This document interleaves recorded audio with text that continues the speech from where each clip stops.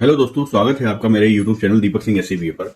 और आज मैं आपको एक नई जानकारी, बहुत ही अपडेटेड जानकारी जो अभी 2 दिन पहले ही जो है सुप्रीम कोर्ट से आई है, वो ये है कि सुप्रीम कोर्ट ने अदालती कार्रवाई को सुव्यवस्थित करने और समय के उचित प्रबंधन के लिए एक नई जो है एसओपी यानी कि स्टैंडर्ड ऑपरेटिंग प्रोसीजर, जो मानक संचालन प्रक्रिया है, उसको लागू कर दिया है। 29 दिसंबर 2025 को जारी किया गया एक सर्कुलर, जिसमें वो कहते हैं कि अब वकीलों को अपनी जो मौखिक जो आर्गुमेंट्स हैं, दलीलें हैं, यानी कि ओरल आर्गुमेंट्स हैं, उनके लिए पहले से ही इस टाइम को लेना पड़ेगा। उनकी टाइम की जो लिमिट है वो जो है देनी होगी।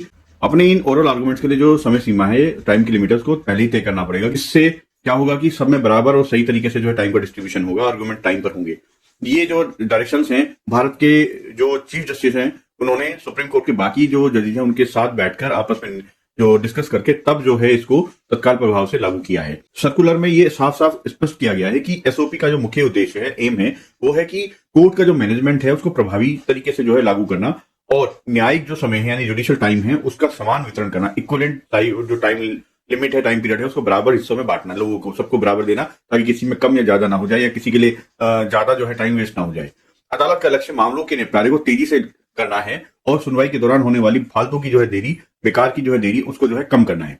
इसके लिए जो नई एसओपी है उसको जो है जो जारी किया है, उसकी जो मेन बातें हैं वो क्या क्या है, वो भी मैं यहाँ पे डिस्कस कर देता हूँ आपको, ताकि पता चल जाए कि किन किन बातों की वजह से हुआ है। सर्कुलर में सीनियर एडवोकेट, बहस करने वाले वकीलों और एडवोकेट ऑन रिकॉर्ड्स के लिए 3 इंपॉर्टेंट नियम बनाए गए हैं। नंबर 1, समय सीमा का निर्धारण करना पूरी तरीके से, वो जो है देना होगा। जब आप सभी जितनी भी पोस्ट नोटिस रेगुलर हियरिंग है उन मामलों में आप बहस करेंगे, तो अपनी सुनवाई के लिए कितना टाइम चाहिए आपको, एक दिन पहले ही इसको आपको अपने जो टेंटेटिव टाइम है उसको, उसकी जानकारी को देना होगा। ये जमा करने का जो तरीका है, इसको कैसे करेंगे कि जब आप ऑनलाइन जैसे अपनी वो देते हैं, अपीयरेंस देते हैं, वैसे ही अपनी जो है ऑनलाइन पोर्टल के माध्यम से इसकी जानकारी देनी होगी कि आप कितना टाइम लेंगे। दूसरी बात ये कही गई है कि आप लिखित जो है आर्गुमेंट भी दे सकते हैं, यानी कि रिटर्न सबमिशन भी कर सकते हैं, रिटर्न स्टेटमेंट जो भी होते हैं आपके वो दे सकते हैं।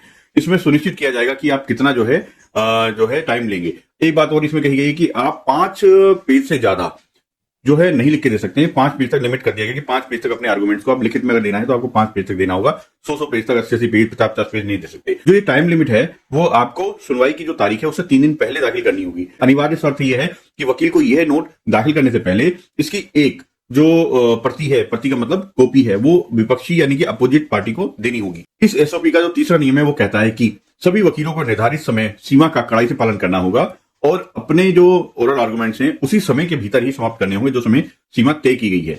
ऐसे ही नए नए कानूनी वीडियो देखने के लिए, जानकारी लेने के लिए मेरे YouTube channel Deepak Singh SCBA को सब्सक्राइब करें, लाइक करें और शेयर करें।